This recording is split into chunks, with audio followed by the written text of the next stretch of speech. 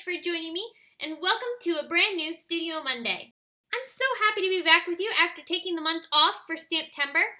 We're going to be starting off this month's Studio Monday with a look at the Simon Says Stamp October 2016 card kit. This card kit, Nuts About You, has so many fun things included in it, and I'm going to be sharing with you 4 different ways on how you can use this fun kit. One of the first things I'll be showing you in this kit is how to do some tone-on-tone stamping with the ink and cardstocks that you get in the kit. So I'm arranging the stamps from the Nutty About You stamp set onto a clear block. I'm making sure I have them lined up so that way I can go ahead and stamp this multiple times. I'm inking it up with some of the Tangelo ink that is included in your kit. This is Ranger Archival ink, and I really love this gorgeous orange color. When you stamp it onto the burnt orange cardstock, it adds this gorgeous tone-on-tone effect. Lining up these images onto a clear block before stamping saved me so much time because instead of having to ink up each individual stamp and then stamping it down onto the paper, I was able to stamp them all at once and then go ahead and fill in the smaller areas with a few of the smaller images included in the set, like this acorn. This acorn is one of 2 acorns that is included in the kit. The other one's slightly larger. I also filled in some of the other areas with some of the berries. There's 2 different berry clusters. There's one that has 3 different berries, and then there's a second berry image that has 2 berries. And I'll go ahead and stamp both of those onto this paper. I also did this technique with the blue cardstock and the blue ink that is included in your kit. This is Paradise Teal Archival ink and Audrey Blue cardstock. Again, both of these are items that are included in the Simon kit. I'm inking them up the exact same way that I did for the first panel, and I'll go ahead and repeat the filling in process with the smaller images as I did with the first panel as well. Now this card set features a really fun recessed panel in the card design. I'm going to show you how I did that. So to create the recessed panel look, I'm taking my cardstock that we've done all of our stamping on, and I'm going to line it up into my paper trimmer at the 1 1/4 inch mark. I'm going to cut it off, line it back up at 3 inches, and then I'm going to cut another 1 1/4 inch off of that card. That leaves me with 3 pieces of cardstock. I have one panel that is 3 inches tall, and then I also have 2 other pieces that are 1 1/4 inches tall. We're only going to be needing the top and bottom portions of this panel. We can get rid of the center area, and I'm going to repeat the exact same thing for the second panel. Once I cut these panels down, you can see as I line these up onto my A2 size card, how they create this nice 1 1/4 inch area between the 2 panels. This is where I'm going to do my stamping for my sentiment. I heat embossed that sentiment in some gold ink from Simon Says Stamp, and then I added a little bit of stamped embellishing around that sentiment. Here you can see I'm creating that recessed look by taking the 2 pieces of cardstock that we trimmed down and adding some fun foam to the back side. I'm attaching these down right on top of my card base, and you can see how it really frames up the sentiment beautifully and creates that nice recessed look. If you don't want as much dimension on your card, you could definitely go ahead and adhere these panels down onto your card base using just some regular adhesive. I also embellished these cards with a bit of patterned paper. I cut the paper into banners using the Simon Says Stamp stitched banner dies, and I also took a bit of hemp and tied that around the top portion of the card just to embellish it a little bit more. And here you can see our finished cards. I really love how that tone-on-tone stamping adds a really nice subtle pattern to the background and allows you to get a lot of use out of those stamps that are included in the Nutty About You stamp set. You can create a lot of custom backgrounds this way and a lot of really fun cards really quickly. Our second technique is going to be using the patterned papers that are included in the set. There are many ways that you can use patterned paper, but I'm going to be showing you how to create some really beautiful embellished sentiments using just a couple of supplies, and it really creates a great impact. I'm using this Painted Thanks die from Simon Says Stamp and a few patterned paper colors from the Perfectly Pad paper collection. I'm putting them into my big shop machine. I'm going to start cutting this word die from the patterned paper. I started off with the teal color. I'll go ahead and run this one through my big shop machine. After I pull it out, you can see it creates this gorgeous Painted Thanks, and I really love how it has that gorgeous pattern from the patterned paper. Really easy and really quick to make some really fun cards this way.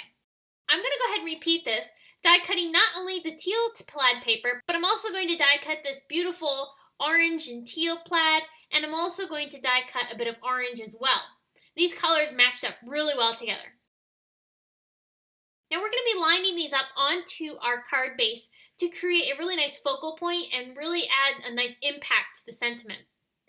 This is a great way to create a nice, clean, and simple card because the draw of the card is onto the sentiment itself, and it really adds some impact to what you're trying to say. So I'm going to go ahead and take these word dies and lay them down onto a piece of scrap paper. I'm going to apply Versamark ink over top of the word dies and get them covered with that embossing ink. Once I have the word dies covered with the embossing ink, I'm going to take some clear embossing powder from Simon Says Stamp and sprinkle that right over top of the word die, making sure I get it completely covered. I'll remove it with some tweezers just to help me kind of make sure I don't smudge any of the powder or take any of it off, and then I'll go ahead and heat set this word die until the powder has melted. This will result in a nice glossy finish over top of the pattern paper, and while it looks really nice just as it is with that one layer, we're going to go ahead and step it up a bit. Instead of applying just one layer of embossing powder over top of these word dies, we're going to create multiple layers. And as you take a look at this photo here, you can see how the multiple layers of embossing powder really add a lot of impact to the word die and really brings out the colors in the pattern paper. So I'm going to go ahead and repeat the same process of applying the embossing ink over top of the word dies. These word dies have already had one layer of embossing powder applied to them. We're going to go ahead and start working on a second layer. I'll apply the powder just like I did first time around, get the word dies completely covered, and then I'll go ahead and melt the sentiments once again. As we melt it again, you'll notice that the embossing powder has a bit more of a dimensional look, starting to have a bit more of a glossy embellishment feel instead of just a heat embossed sentiment.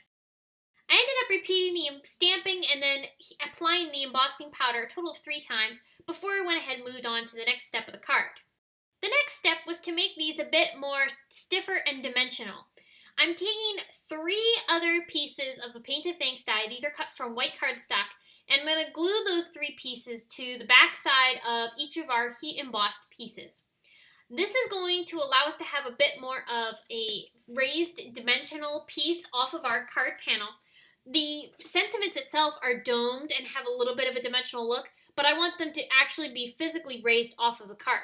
So I'm taking those 3 pieces and I'm going to apply spray adhesive to the front side of them, and I'll layer them on top of each other. This spray adhesive is one that I got at my local craft store.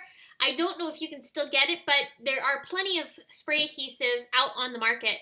And the one thing I really like about this one is that it does not have an odor, whereas a lot of spray adhesives have a bit of a smell to them.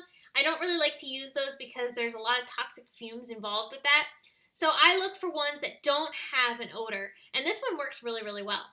So after I've layered those pieces up together, I'm going to attach them to my heat embossed sentiment, and I'll make sure that I have those adhered fully and kind of move them around until I have them lined up perfectly. And here you can see how that die cut has that nice raised dimension. It's a little bit thicker than the normal die cut, and that'll be raised up off of our card really nicely. So I'm going to take that word die and I'm going to apply one more coat of the Versamark ink over top of the die cut. The reason I'm doing this is because I want to be able to basically seal our heat embossed sentiment that we glued onto that stack of white die cuts and make sure that they're fully adhered together and also have that nice glossy raised dimension. So I'm going to apply the embossing powder over top, and I'll go ahead and heat set this, melting that powder.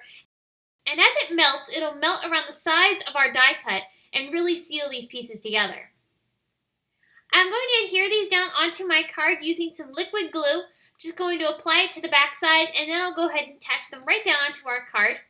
I'm laying a clear block over top of each piece as I glue it down onto the paper, just to make sure it has a little bit of time to bond to the paper and adhere down in place. I stamped a couple sentiments in between the thanks dies just to add a little bit of extra color, and I used a couple of brown inks to do that. Now our next card design is going to be featuring the Nutty About You stamp set, also the cardstocks and pattern papers that are included in your kit. On this card I used quite a few ink colors, and I also made sure that when I did my stamping I incorporated a lot of movement. And I'll go ahead and explain that here to you. I'm first starting off with my sentiment. This is going to be a grounding place for my stamped images to be able to work around and help guide where I'm going to be doing the rest of my stamping. I'm stamping my sentiment in Simon Says Stamp Clear ink, and I'm going to heat emboss this with some gold embossing powder. This gold embossing powder is fine detail gold from Simon as well, and the cardstock that I'm using is also Simon's 120-pound cardstock. I'm going to heat set this sentiment until it's completely melted and it has a nice raised finish. Next, it's time to work on our stamping. Now, first I'm going to talk about the color combination. The color inspiration that I pulled for these images is from the card kit. I looked at the pattern papers and I kind of picked out some colors that really matched with the card kit pieces. And I also grabbed a couple other colors that were complementary. So I pulled out some purple. I thought that would be a nice color for some of these berry sprigs. And I also chose a softer orange color. Those two shades were a little different than what's included in the kit, but I thought that they matched really well together. If you're looking for ways on how to better choose colors for your cards, definitely try looking at color combinations online, such as Pinterest. There's a lot of great color palettes that you can choose from there. Or look at designs in, say, like magazines or graphics. When products or promotional pieces are designed, color combinations are really important. And you can look at those as jumping off points for how to best choose colors for you. Because when you look at those, you know that those colors in the graphic or the product or whatever you're looking at match well together. So you're going to be able to be confident in knowing that the colors that you pull from a product or promotional piece are going to match well together because they've already looked really good on the product or promotional piece that you've chosen them from, and hence that's going to reflect on your card design as well. So hopefully that's a little bit of extra help in choosing color combinations because I know that can sometimes be difficult. Now, as I was talking here, I'm taking some distress inks. I'm using both antique linen and brushed corduroy to add some shading to the two corners of where I've done my stamping. Now, the reason I've chosen to do my stamping in these corners is that it allows me to create some movement. So I worked out from both sides of the sentiment and built outwards from there, and that helped balance not only the design, but it also helped me have a free-flowing form for where my leaves and other images were going to be flowing from. So it looks like that the leaves are flowing from the top right corner down by the sentiment and further down below, and that balanced it out really nicely. Now, I also wanted to use some of the pattern papers and the cardstocks that are included in this kit. So I'm taking this orange plaid, and I'm going to layer this onto a dark brown card base. This is an A2 side folding card that I've turned on its side, and I'm going to layer this paper right on top. I'm also going to layer our stamped panel onto our plaid paper, and that's going to create a little bit of a mat behind our stamped panel. Now, you'll also notice that I applied the plaid panel onto our card base at an angle. And it's opposite of the angle that we have going on our card panel. So where we have the leaves flowing from the top right down to the bottom left, I'm making sure that the plaid panel that's layered behind this is going in the opposite direction. So the top corner is up at the top left, and the bottom corner of that plaid paper is down at the bottom right of our stamped panel. And that's going to help balance those two pieces out because we've got so much movement going on there. I really love how this card turned out. I added some embellishing using some Nouveau Crystal drops on the leaves and on some of the berries, and I also tied a bit of hemp around this card as well. So I have one more card idea to share with you, and this one features an embossed resist technique. Embossed resist is where you have an embossed image and you do some sort of watercoloring or inking over top of that embossed image, and the embossing resists the ink or watercoloring that you're applying over top. So I embossed these little squirrels onto my paper, and I'm going to be doing some watercoloring over top of them. I'm taking the squirrels and mounting them into my Misty stamping tool. And I took my EK Success powder tool and prepped the surface of this paper before I'm going to do my stamping. I inked them up with the clear embossing ink from Simon Says Stamp. Then I'll go ahead and stamp those down and apply some copper embossing powder from Ranger on top of these little squirrels. I'll heat set those images until the powder has melted, and then I'll get ready to start doing my watercoloring. You can see here a great example of how the heat embossing works, and you can see as the powder starts to turn from a fuzzy to a more shiny finish, you can tell that it has been embossed completely. So I brought out my Zig Cling color markers to do my watercoloring. This is the medium that I've chosen to do my Embossed Resist with. I'm going to speed this up quite a bit because this did take me a few minutes to put together. However, it's very simple to do. I'm just layering color onto the panel and blending it out with a water brush. You can see it's very random with how I'm placing this, and I'm just using my brush to go ahead and start blending those colors out.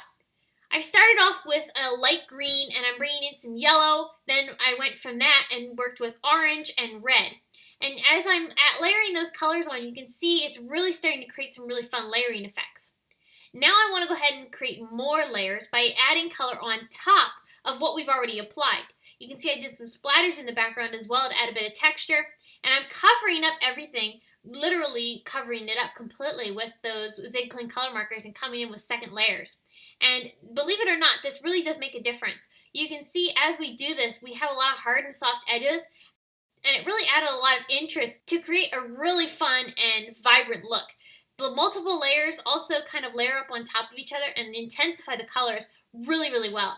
Here you can see a close-up look of that Embossed Resist and how that beautiful watercolor background really sets these critters off. Now I wanted to add a sentiment, so I cut down some of that dark brown cardstock that was included in the kit into a little banner. I'm cutting V ends into both sides to go ahead and give me a little banner shape. If you have a banner die, feel free to go ahead and use that instead. I'm going to ink up the sentiment here. This is one of the thank you sentiments that's included in the Nutty About You set, and I'm inking it up with some clear ink from Simon Says Stamp. I'll stamp this down onto the paper, and then I'll go ahead and apply some white embossing powder over top. I'll go ahead and heat set this before I go ahead and attach it down onto my card using some foam tape. I just popped the piece of foam tape on the back side, remove the adhesive backing, and I'll layer this right underneath my two squirrels so that way it looks like the squirrels are sitting up on top of this banner. This helps ground them a little bit, and the dark contrast of that sentiment on the brown cardstock then against the watercoloring that we've done in the background really adds a nice bold statement. I finished off this card by adding some pattern paper behind this as a mat, and then I also put one of the acorns from the Little Bee acorn sticker set into the center of the acorn that we had heat embossed. So I hope this has been some inspiration for you on how you can create so many fun, varied card designs with your Simon Says Stamp October 2016 card kit. If you have not gotten the Simon Says Stamp kit, be sure to head on over to the link we have in the video description and also at the Simon Says Stamp blog so that you can go ahead and get your own. Also, some of the items that are included in this month's kit are also available over at the Simon Says Stamp shop separately. If you have any questions, please leave them in the comment section below. And thank you so much for stopping by and spending some time with me. Please give this video a big thumbs up, subscribe to our YouTube channel, and you can connect with us on social media at Facebook, Instagram, Pinterest, YouTube, as well as our blog. Thanks so much for watching.